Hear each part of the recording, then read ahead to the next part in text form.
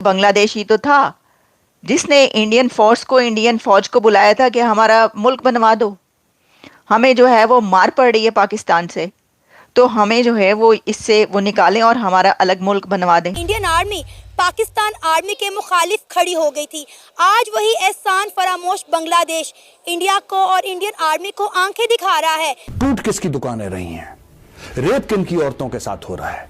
अगर हिंदुओं के साथ हो रहा है तो मैं जितने भी बीजेपी हो, कांग्रेस हो, कोई भी पार्टी हो, मैं हाथ जोड़ के आपसे ये विनती करता हूं, भारत सरकार से भी, कि आप खुल के बोलिए कि हिंदुओं के खिलाफ हो रहा है। जो वहाँ के बॉर्डर गार्ड्स हैं, बांग्लादेशी बॉर्डर गार्ड्स ने असम में एंटर होने की कोशिश की, क्योंकि वहाँ पे जो टेंपल बन रहा था उस टेंपल को वो कंस्ट्रक्शन रुकवाना चाहते थे या रुकवाने की उन्होंने कोशिश की। आप दबा दिए जाओगे, क्रश कर दिए जाओगे, क्योंकि जो बोलता नहीं है इसका ये मतलब नहीं है कि वो कर नहीं सकता। भारत शुरू से शांति के प्रिंसिपल में विश्वास करता रहा है, but at the same time हमको ये भी पता है जब ताकत की बात आएगी तो हम ताकत से भी उसको डील करेंगे। लोग मान चुके हैं, बांग्लादेश ने कबूल करा है, और जो उनके प्रेस सेक्रेटरी उन्होंने बोला है कि 70 से ज्यादा लोग हम अरेस्ट कर चुके हैं। लेकिन दोस्तों ये नाकाफी है, इसमें बहुत एक्शन लेना चाहिए बांग्लादेश को, अगर बांग्लादेश चाहता है कि भारत के साथ उसके रिश्ते ठीक ठाक रहें। इंडिया ने क्या सपोर्ट किया उसको? इंडिया ने उसको पैसा दिया? नहीं दिया। इंडिया ने उसको लड़ने के लिए फोर्स दी, मुक्ति बानी दिए थे उस वक्त, वो दे दिए, लेकिन उससे बड़ी मूवमेंट इंडिजिनस थी। देखें, जो जितने भी पैरा ट्रूप्स ऊपर से आने वाले लोग हैं वो क्या करेंगे जब उनको खाना पीना रैश ना देंगे बांग्लादेश वाले। 2 करोड़ हैं तो एक एक को पकड़ के निकाला जाए। अब लोग कहते हैं साहब निकाल कैसे सकते हैं, क्या बांग्लादेश उनको एक्सेप्ट करेगा?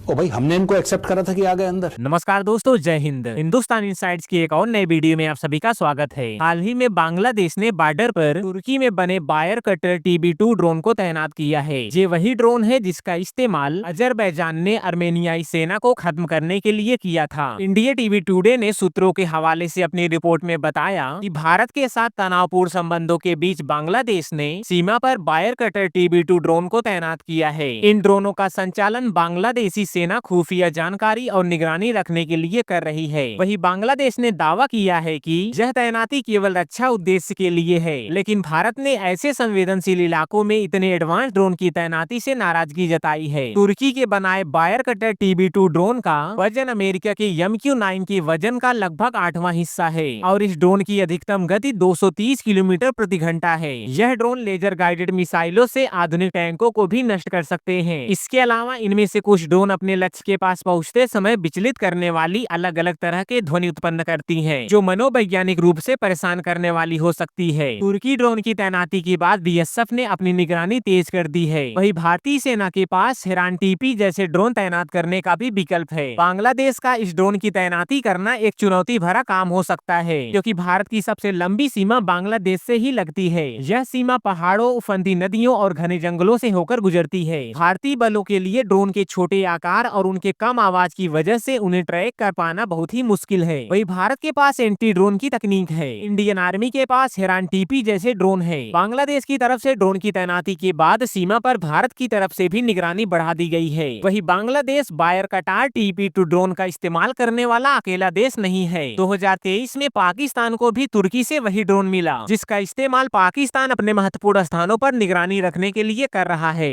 शिकायत भारत के पॉलिटिशियन से है वो ये है कि जब भी ये लोग बात करते हैं बांग्लादेश में ये हो रहा है, ये हो रहा है, बांग्लादेश में ये जुल्म हो रहा है, ये हो रहा है, ये हर समय कहते हैं अगेंस्ट माइनॉरिटीज।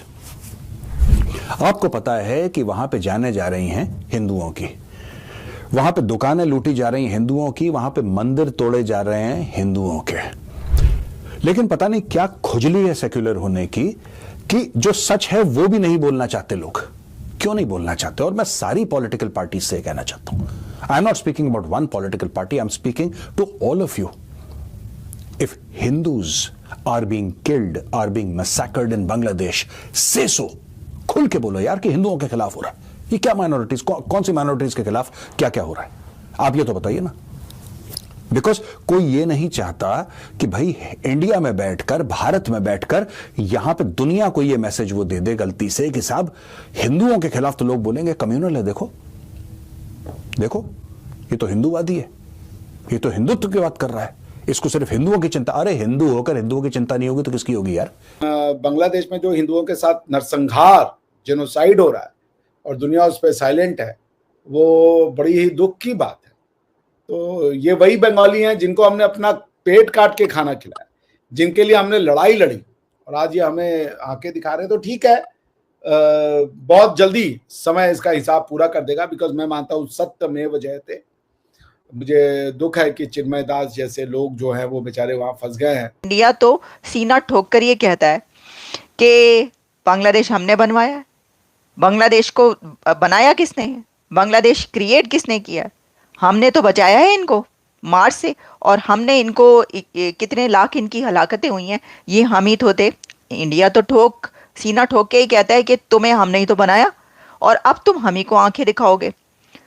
तो बात ये है कि फिर ये बात हो रही है, ऐसे बहुत सारे लिबरल्स भी जो कभी ये कहा करते थे कि देखिए जो शेख मुजीबुर रहमान है उसके साथ कितनी ज्यादती हुई, और हम भी ये कहते हैं और कहते रहे और कहते रहेंगे कि जो उस वक्त के पॉलिटिशियंस थे उन्होंने क्या कहा, बांग्लादेशियों को काले कलूटे हैं कि भाई ये तो ऐसे हैं, तो ये क्या काम करेंगे, ये कौन होते हैं कि इनकी लैंग्वेज बोली जाए। यहाँ तक कहा गया कि जिन्ना साहब जब ने ये कह दिया था कि जो लैंग्वेज है वो उर्दू होगी, बांग्लादेशी लैंग्वेज नहीं होगी। तो ये सब चीज़ें वहाँ पर पल रही थी, और फिर देखें क्या हुआ। तो शेख मुजीब के साथ कितना बुरा किया, वो तो बिल्कुल सही था, शेख मुजीब तो बिल्कुल सही था, उसका तो मैंडेट था, उसका मैंडेट चुराया गया, तो उसके बाद तो ये होना था। अब वो लोग, वही लोग ये कह रहे हैं कि यार ये कैसी कौम है कि पहले इन्होंने अपना मुल्क बनवाया और अब जिनसे मुल्क बनवाया था उन्हीं के खिलाफ हो गए। हमारे जनरल याहिया साहब थे, उन्होंने कहा कि ये तो अल्लाह माफ़ करे, औरतों के बारे में क्या कमेंट पास किया। आप समझती हैं नेशनल टीवी पे हम वो बात नहीं कर सकते, और जब वो जाते थे किसी मुआहदे में वो तो पी के जाते थे, ठीक है। और उन्होंने क्या हशर किया था, हमारी आर्मी का बाहर निकल नहीं सकती थी, सड़कों पे नहीं निकल सकती थी, और वहाँ लड़ने वाले जो जवान थे वो भी ऑफिसर जितने भी 71 में वहाँ भेजे गए थे उनसे इतने तंग थे कि 90,000 ने हथियार फेंके। ये हिस्ट्री में पहली दफा हुआ। सर इंडिया ऐसी चीज का आज तक हमें ताना मारता है, तो हमें लगना चाहिए था ना। देखो जो गलती मैं करूं, मेरा बेटा करे, मेरा वालिद करे, मिस्टेक जो गुनाह है, गुनाह गुनाह है। जो जिसने भी किया, जिस कौम ने अपनी गलती को एक्सेप्ट किया और उसको रेक्टिफाई किया, उसने तरक्की की। बांग्लादेश ने अपनी तमाम मिस्टेक्स को रेक्टिफाई किया है। अगर उसके बड़े लीडर ने नहीं किया तो मॉब ने उठकर उनको सीधा किया है, उनको ख़त्म किया है। हसीना वाजिद या नवाज शरीफ की तरह बैठ गई थी, उसने इक़्तिदार को संभाले रखा जैसे आज इन्होंने संभाला हुआ है, ठीक है। वो बैठी रही, अपनी मन मर्जियाँ करती रही, बंदे सारे उन्होंने फड़का दिए, जुल्म किया जमात इस्लामी के ऊपर, कोई लीडर नहीं छोड़ा। आज वो किधर है? जो लोग गद्दार कहा करते थे, शेख मुजीब और उनकी जो लोग हैं बांग्लादेशियों को पाकिस्तान की तरफ से, जिनको हम कंडेम करते रहे और अभी भी कंडेम करते हैं, अब वही लोग ये कह रहे हैं कि भाई ये ठीक हुआ है इनके साथ। इसकी वजह ये कि पहले इस तरफ गद्दारी की और अब जिन्होंने इनका मुल्क बनाया उनके साथ गद्दारी कर रहे हैं।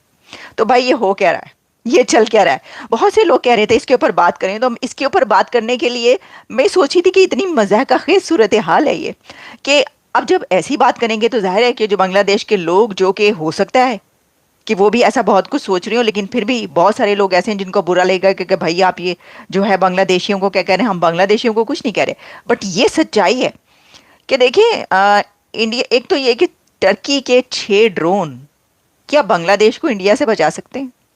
टर्की से लिए हुए 6 ड्रोन्स क्या बांग्लादेश इन ड्रोन्स के थ्रू इंडिया को डरा सकता है? आप ये सोचें। तो इसलिए मुझे लगता है कि वाकई उन्होंने डिप्लॉय नहीं किए होंगे। बांग्लादेश के साथ फ्यूचर तो देखिए टेम्पररी होते हैं, कोई भी चीज परमानेंट नहीं होती। जब उनका होश ठंडा होगा तो उनको समझ में आ जाएगा कि वो क्या बोल रहा है। और ये दुख का बात है जो हिंदुओं के जेनोसाइड हो रहा है, लेकिन ये भी है कि हर समय एक चीज नहीं चलती। अभी वो थोड़ा उछाल पर है, कभी हमारे साथ इंटरनेट की जो कॉन्ट्रैक्ट है उसको कैंसिल कर रहे हैं, कभी किसी चीज को कैंसिल कर रहे हैं। अभी बहुत ज्यादा उछाल पे है, भारत के अगेंस्ट में पैम्फलेट बांटे जा रहे हैं और ये सब चीजें हो रही हैं। तो दुख का है ये समय, लेकिन ठीक है, टेम्पररी है। 1 साल 1.5 साल चलेगा, जब खाने के पैसे नहीं आएंगे अपने आप सारी की सारी जो गर्माहट है वो ठंडी हो जाएगी। और हमको पता भी है कि how to deal with these kind of people. Bangladesh में तख्ता पलट के बाद शेख हसीना तो अब वहाँ पर नहीं है, पर बांग्लादेश आज 4 महीने बाद भी उसी मोड़ पर खड़ा है जो उसे बर्बादी की तरफ ले जाएगा। पहले तो ऐसा लग रहा था कि स्थिति अब सामान्य हो जाएगी, लेकिन जिस तरह से मालदीव में इंडिया के बायकॉट का ट्रेंड चल रहा था, अब वही सेम ट्रेंड बांग्लादेश में भी चलने लगा। इससे तो यही पता लगता है कि यह एक सोची समझी इंडिया के खिलाफ साजिश है, क्योंकि बांग्लादेश में पहले तो सिर्फ आरक्षण का मुद्दा था, लेकिन अब तो वहाँ हिंदू धर्म के लोगों पर निशाने लगाकर हमले किए जा रहे हैं और भारतीय सामानों के बहिष्कार करने तक बात पहुँच गई है। आपको याद होगा कि पहले मालदीव में भारत विरोधी माहौल बनाया गया, आज बांग्लादेश में भी उसी तरह का माहौल बना हुआ है। यह कोई संयोग नहीं है जब दोनों देशों में एक ही जैसा माहौल बनाया गया हो, क्योंकि मालदीव और बांग्लादेश दोनों ही भारत के अच्छे दोस्त रहे हैं। वही समय समय पर भारत ने इन दोनों देशों की बहुत ही मदद किया है, लेकिन आज वही देश अपने यहाँ पर हिंदुओं के ऊपर अत्याचार कर रहे हैं। उनके दुकानों और मकानों तक को जला दिया जा रहा है। वैसे बांग्लादेश में हिंदुओं पर हमला आज कोई नई बात नहीं है। जब 1971 में बांग्लादेश बना तो वहाँ हिंदुओं की आबादी 30% थी। वर्तमान समय में वहाँ हिंदू केवल 8% ही रह गए हैं।